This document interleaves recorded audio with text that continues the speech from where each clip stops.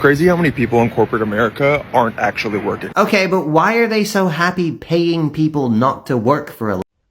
Hey ladies, welcome back to my channel. It's your host London Lamborghini, and this is the channel where we don't just decenter men, we dethrone the whole fairy tale, because your life's purpose was never just a pretty dress and a 5-minute walk down the aisle. This channel is your sanctuary for a soft life, smart choices, and the best TikTok compilations that turn insight into action. So without talking too much, let's get into the video. It's crazy how many people in corporate America aren't actually working. Like, all my friends have very corporate jobs and they are blowing up the group chat nonstop. I'm surprised the economy isn't doing worse with how many puberty memes I get sent at 10:15 a.m. And it's not just work from home people, it's in office as well. I asked my friend the other day, I go, "Aren't you working right now, dude?" And he goes, "Yeah, I'm in a meeting." Sends me a picture of the meeting. One of my boys sent a photo of someone he was interviewing in his office, talking about, "Bro really just gave me a resume with 3 pages." It's like, dude, he can see. It's crazy how many people in corporate America aren't actually working. Okay, but why are they so happy paying people not to work for a living? What, you think the corporations these people work for don't know how many of their office employees aren't being productive? Come on. They have no problem enforcing productivity in the lower rungs of authority when they want to the point where Amazon employees complained they had to pee in water bottles because they didn't have enough scheduled time for proper bathroom breaks. And they have no problem enforcing productivity in the upper echelons of authority either, to the point where the other day when the CEO of a major health insurance provider was shot, they stepped over his body in order to start their shareholders meeting on time. Yeah, that didn't even delay their meeting. So why are they comfortable letting Joe Schmo office bro spend half of the day texting his friends or online shopping? Maybe it's cause in an economy where money is merely a symbol that represents value relative to the economy, it's actually a lot more valuable to monopolize as much of the economy as possible than it is to maximize profits as much as possible. Maybe in an economy where most of the products on most of the shelves in most of the stores that you have access to are owned by corporations that are owned by conglomerates that are owned by a small collection of investment firms that all own shares of each other and are all owned by the same banks that they all own shares of as well. Maybe even when they do overspend on bloated corporate offices, that money doesn't have much place to go than right back into their pockets anyway. Maybe the larger the portion of the workforce employed by them, the fewer people there are out there potentially starting small businesses or working for small businesses that might end up posing a threat to their dominance over the market. Maybe dominating the market like this makes it a lot easier to work together to regulate salaries and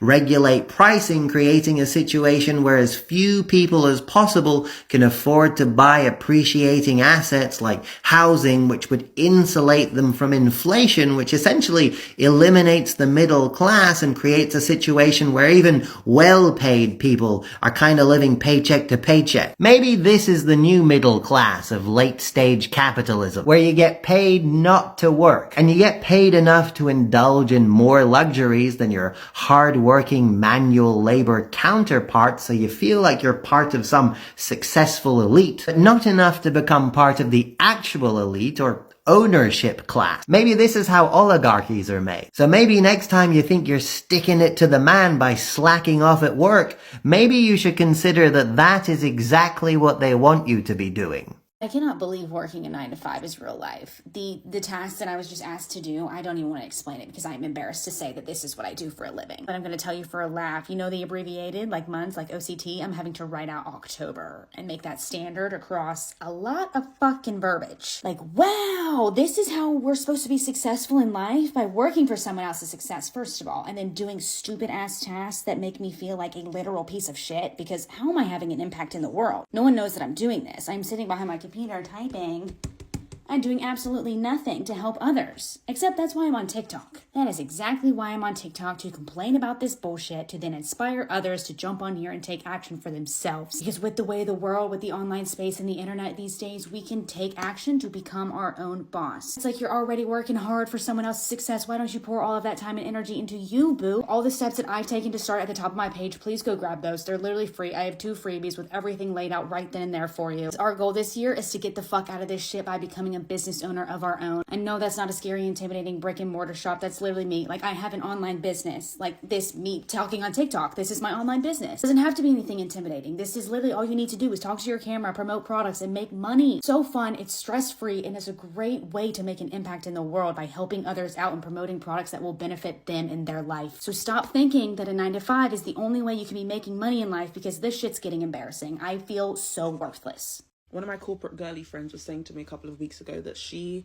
does all her work at one time and then she goes to sleep and then wakes up periodically to shake her cursor to, for Teams to show that she's still active. And I said to her, if you're not working, if there's nothing for you to do, why are you bothering? She's like, it's what I'm contracted to do. I said, but you could have so much freedom to do all of these other things. You've done all of the work that is allotted to you, and you're just supposed to pretend that you're doing other work? Like, what do they think you're doing? And that's when I realized everyone should be a bloody contractor, because capitalism just wastes your time. Capitalism, the traditional 9-to-5 working structure, is bloody, it's cruel, it's not natural, it's inhumane, as one of my clients said to me the other day. It's inhumane. You're supposed to be tied to a desk to be working perpetually for 8 hours when there isn't 8 hours worth of work. But then you're supposed to seek out this additional work and show you're proactive to prove your value to this organization that's already exploiting you for your time and money. Self-employment all the way. If you're going to work for a business or for a company, be a contractor, so don't waste your bloody time. The American dream is debt. Let's talk about it. All of the aspects of the typical American dream is literally debt. Going to that incredible university, the private out-of-state university or the Ivy League university, you have 6 figures of debt. Driving that nice car, you have a 4-figure car note. Having a mortgage, you're locked into a 30-year loan. If you want affordable health insurance or a 401k, you need to work in that 9-to-5. If you don't want to be screwed by the tax people, you need to get married and have kids. The American dream is to be in debt and to have so many dependents that you have no choice but to work and work and work until you literally can't work anymore and have no choice but to retire. That is the American dream. And we're also taught socially to subconsciously look down on people who choose alternative paths. People who are more free than the average person, people who choose not to have children, who choose not to get married, who choose not to work in corporate, people who choose to go to community college or trade school instead of getting, up to 6 figures of debt at a university, people who choose to drive beaters or to buy used cars instead of brand new cars off the lot. Those people are looked down upon because that is not in line with the American dream, which is to get as much debt as you can so that you don't have a choice but to work. It's just something I've been thinking about a lot lately. Like, the American dream is literally just you getting into debt. So.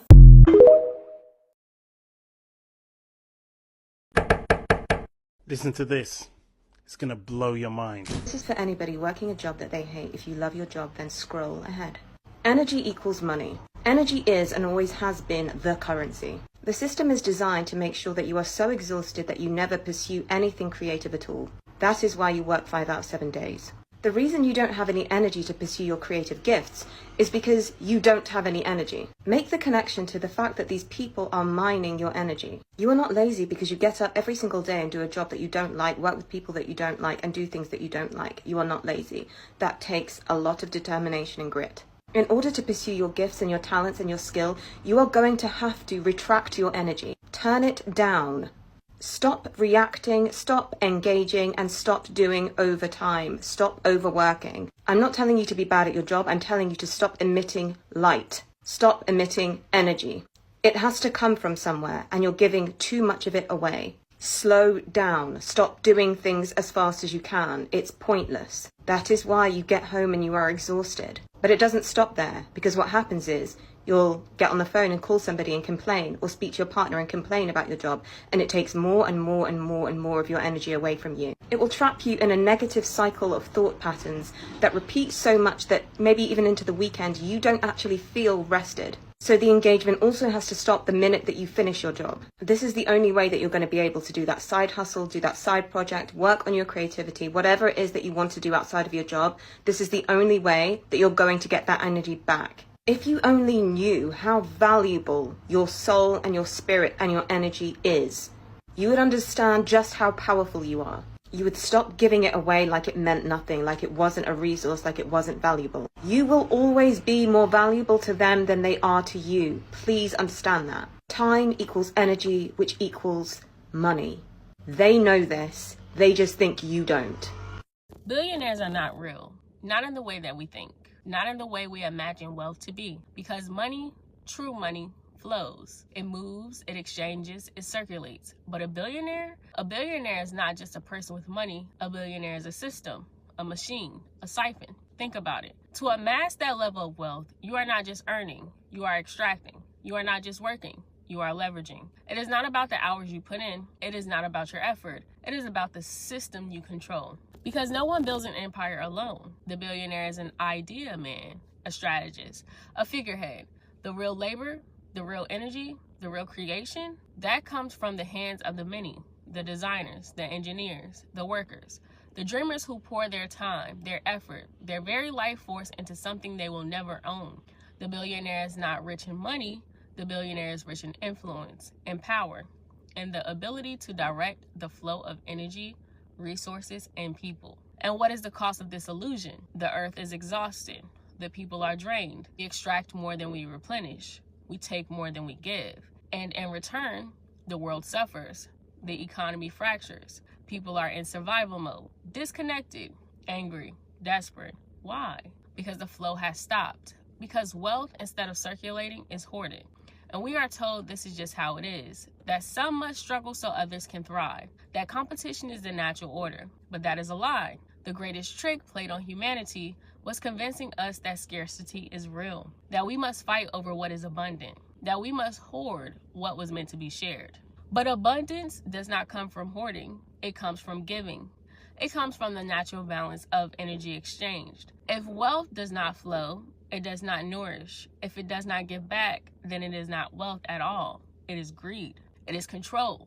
It is spiritual imbalance. And imbalance is chaos. It breeds disharmony, conflict, war. Because when people are forced into survival mode, they cannot unite. And unity, true unity, is the one thing that threatens the system. It is the one thing that shifts power from the few back to the many. It is the one thing that reminds us that we were never meant to live in lack.